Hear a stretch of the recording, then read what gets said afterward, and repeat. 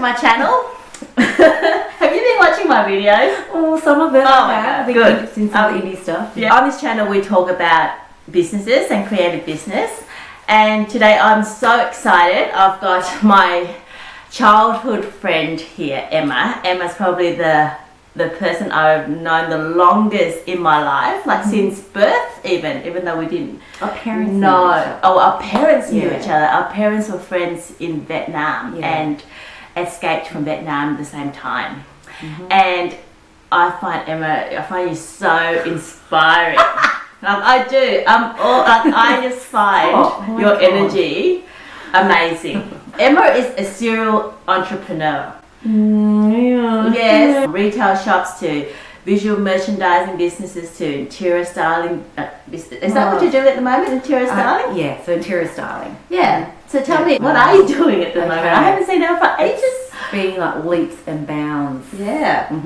Last August, I decided to go out and venture on my own. So I mean, I've done this in the past, but not to the point where I really want to pursue just the freelancing side of things. I decided to leave my full-time work, and wow, good on you. In between my full-time for the last 3-4 years, working in decorating and furniture, I did a lot of freelancing. So it was hard to keep up the freelancing and working full-time and coming in at 7 every night and then weekends doing my freelancing.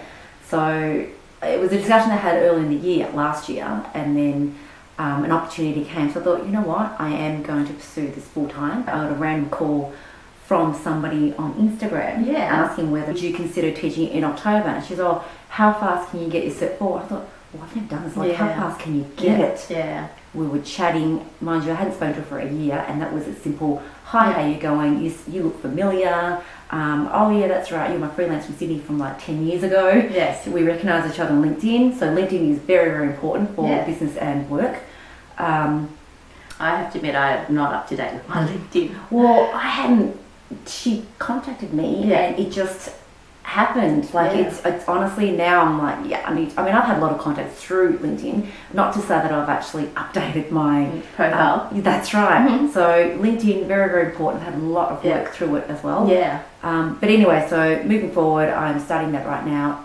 I'm also working on the side. Teaching? I am teaching at Swinburne. Wow. So I'm actually teaching in the visual merchandising department, which is my field of expertise, which I've been in for like 25 years. And I'm teaching, lo and behold, someone who's not very good with computers, SketchUp. So wow. 3D. Fantastic. It's actually a really funny story because I'm not known for this. But anyway, so it's been a real roller coaster. I literally had 6 weeks to get my prerequisite exam in order to teach under supervision, but also at the same time having someone come and tutor me this topic that I'll be teaching. I used to teach honestly Revit to interior designing kids in homeschooling, and you just fake it till you make it. That's what they kept saying to me. I'm like, I can't do that. You fake it till you make it. And I used to just do the tutorials online the night before I ran my class.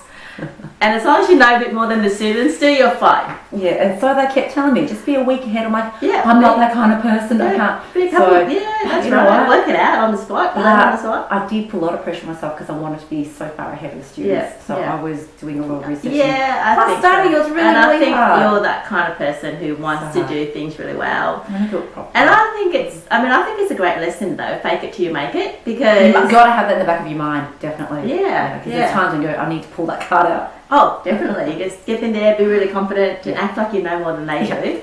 And you know what you do, because you've got experience. Yeah, it's about having industry knowledge. And putting it into practice. You go, oh, okay, well, to get that, I need to do this. Yes. And it just does become easier. Yeah, and you could just always say, hang on a second, I'll let just me consult help. Yeah, and you go back to your desk and you get into Google and go, right, that's the answer, and you come back. Yeah, so you're teaching at the moment, and then on your side hustle. My side hustle is interior styling. So previously with the most recent full-time work was a lot of interior decorating.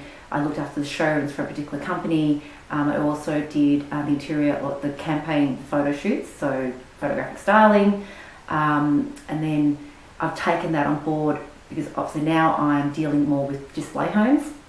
But I do have my residential private clients as well, where I do a lot of mood boards.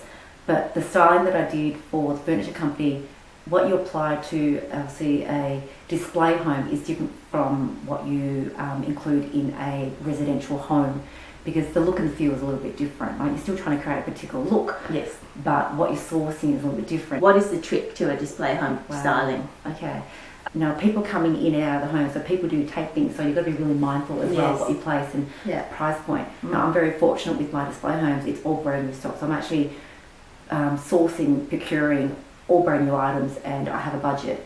So I'm very mindful as to what my key pieces are for a display home, and how clients might be moving through the house. I have a real particular look. It's almost the kind of house that I would want to have for myself. So I'm probably more dedicated to doing a display home than I was doing staging for a house for sale. Like I said, it's the context of you're selecting hire furniture from a warehouse as opposed to actually having someone's money and buying and procuring products. It's a good experience. It's obviously something very new for me at the moment. I did some display homes in the past, but now I'm doing a lot more for one particular company. Yeah, great. Whatever you do, wherever you work, every client, there's going to be challenges. Something you don't. What's your biggest challenge? Yeah. Oh, okay. Well, my challenge is to get my suppliers to have the stock on time and to deliver on time. Yeah. So what about when they say, that's probably my challenge. What about convincing a client on a taste that it's not particularly theirs, but yours? I have a lot of clients that like luxe furniture, so it's a lot of bling bling, a lot of velvet, a lot of gold, and I try to, some of them, I mean, a lot of my private clients are probably Iranian, and they do, and Indian, so they like a lot of showpieces, and they tend to want a lot all together in the one space.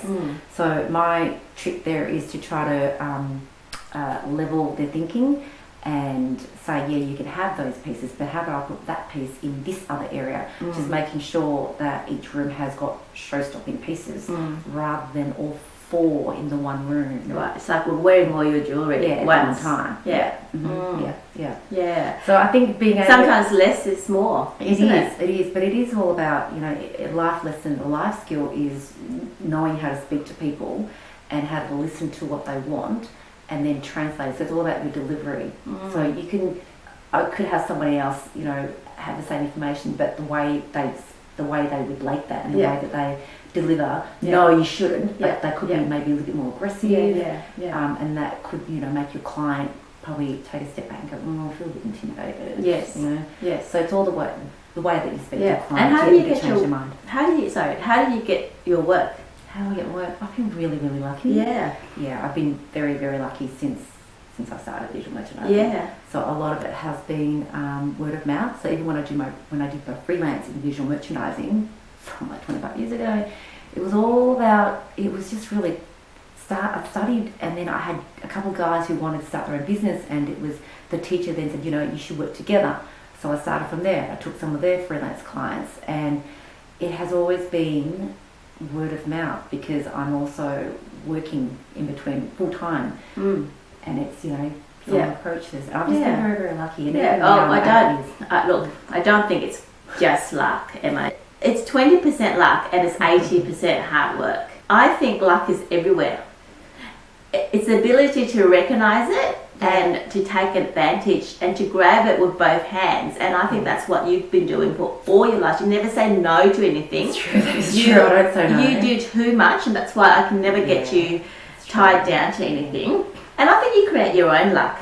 And I think, you do. One does create their own luck. But I think it's about, there is a whole point about being in the right place at the right time. But you could be there, but when you're having a conversation with somebody, you're not hearing what they're saying, and you don't take the opportunity to go, oh, well, actually, here's my business card.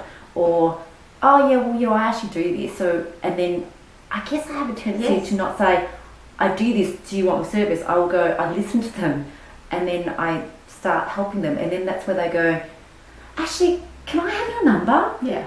And that's when I go, oh, sure.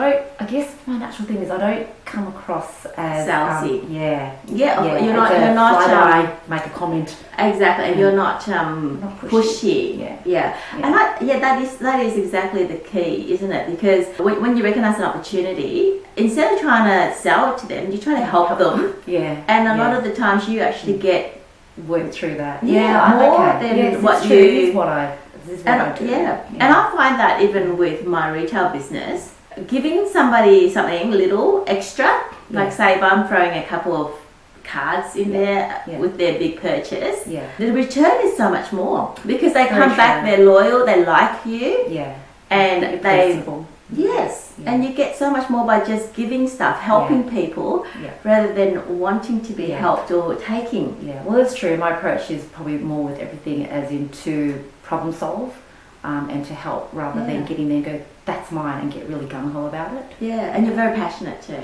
People feel that.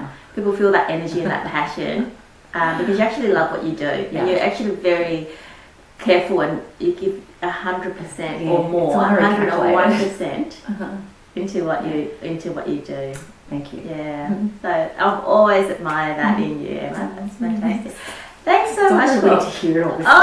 Thanks so much for talking to me. I reckon there's some more that we could talk about in terms of just work. Yeah, I mean, look, there's lots to talk about work. Yeah.